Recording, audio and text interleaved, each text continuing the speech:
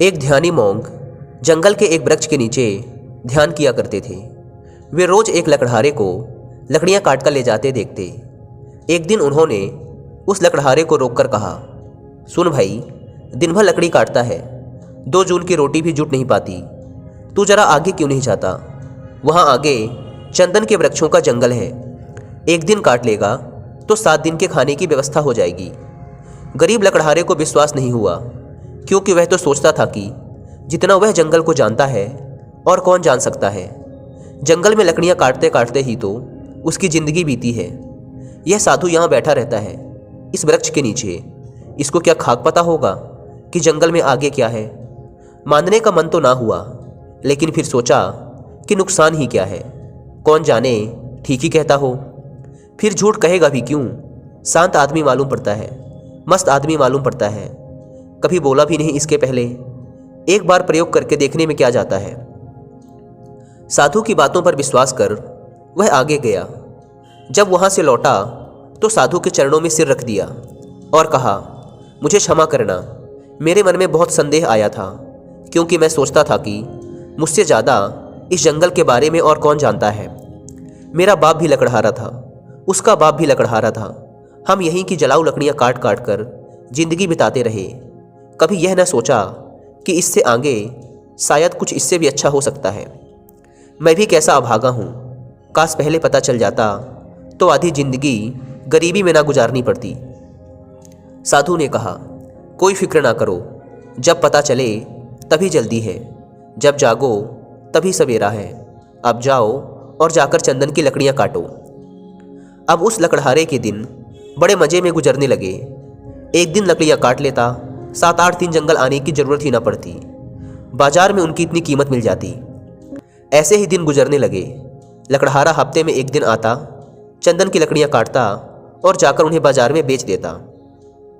एक दिन जब वह लकड़हारा लकड़ियाँ काटने जा रहा था तो उस साधु ने उसे रोककर कहा, तुम जब से चंदन की लकड़ियाँ ही काट रहे हो, आगे नहीं गए? तुम्हारे मन में कभी यह सवाल नहीं उठा कि इस चंदन के आगे भी कुछ हो सकता है? यह तो मुझे समझ ही नहीं आया, यह तो मेरे मन में सवाल ही नहीं आया कि चंदन के आगे भी कुछ हो सकता है, लकड़हारे ने कहा। साधु ने कहा, चंदन के जरा आगे जाओ तो वहाँ चांदी की खदान है। लकड़ियाँ वकड़ियाँ काटना छोड़ो, एक दिन ले जाओगे, 2-4 महीने के लिए हो जाएगा। अब तो वह साधु पर भरोसा करने लगा था। बिना कुछ सोचे वह भागा। वहाँ जाकर देखा तो सचमुच चांदी की खदान थी। वह खुशी से उछलने लगा। अब तो वह 4-5 महीने में एक बार आता, चांदी लेता और अगले 4-5 महीने आराम से रहता। ऐसे ही कुछ साल गुजर गए।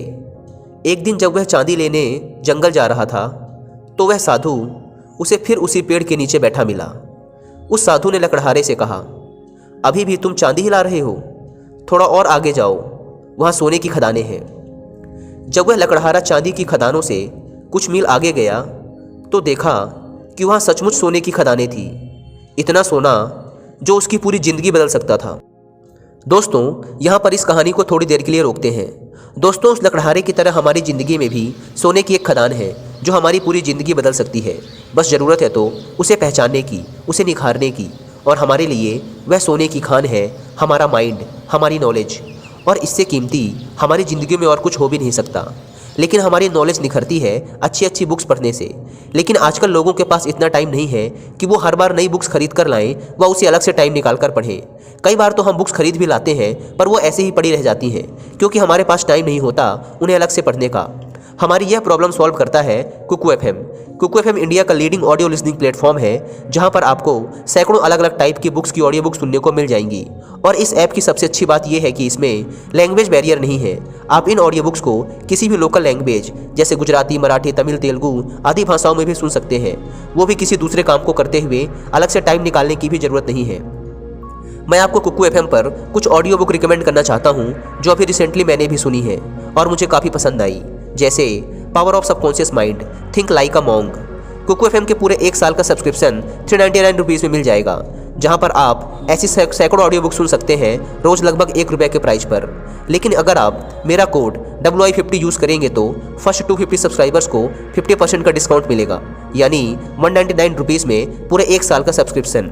मैं डिस्क्रिप्शन व पिंड कमेंट पर ऐप की लिंक दे देता हूँ, एक बार जाकर जरूर चेकआउट करें। दोस्तों, अब हम अपनी कहानी पर वापस लौटते हैं।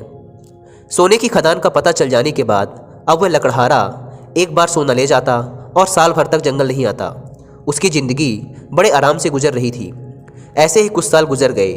सालों बाद जब एक दिन वह लकड़हारा जंगल में सोने की खदान की तरफ जा रहा था, तो उसे फिर वह ध्यानी मोंक मिला जो कि एक पेड़ के नीचे बैठकर ध्यान कर रहा था।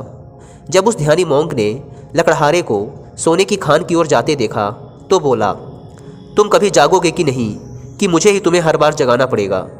तुझे खुद अपनी तरफ से सवाल नहीं उठते? मन में जिज्ञासा नहीं उठती कि आगे जाकर देख लूं और क्या है?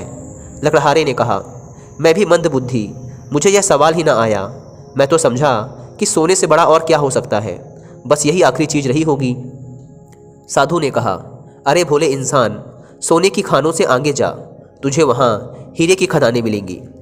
जब वह लकड़हारा जाकर देखता है तो उसे अपनी आंखों पर भरोसा नहीं होता।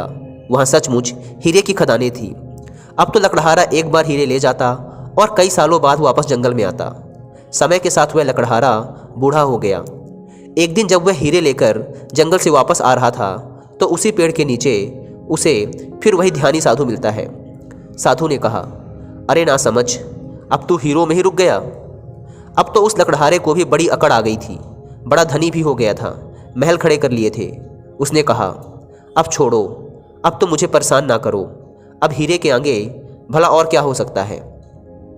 उस मोंक ने कहा, हीरों के आगे मैं हूँ। तुझे यह कभी ख्याल नहीं आया कि यह आदमी मस्त यहाँ बैठा है, जिसे पता है हीरों की खदान का वह हीरे नहीं भर रहा। इसको हीरों से भी आगे, हीरों से भी बड़ा और बहुमूल्य कुछ मिल गया होगा, तभी यह यहाँ निश्चिंत पेड़ के नीचे बैठा रहता है। तुझे यह कभी विचार नहीं आया? उस साधु की बात सुन वह सेठ रोने लगता है और उस ध्यानी मोंक के पैर पकड़ लेता है और कहता है, मैं भी कैसा मूर्ख हूँ जो यह देख ही नहीं पाया कि जिसने यह सभी सोने चांदी हीरे जवाहरात छोड़ दिए, उसके पास जरूर इन हीरे जवाहरात से भी बड़ा कोई धन होगा। मेरे मन में यह ख्याल ही ना आया।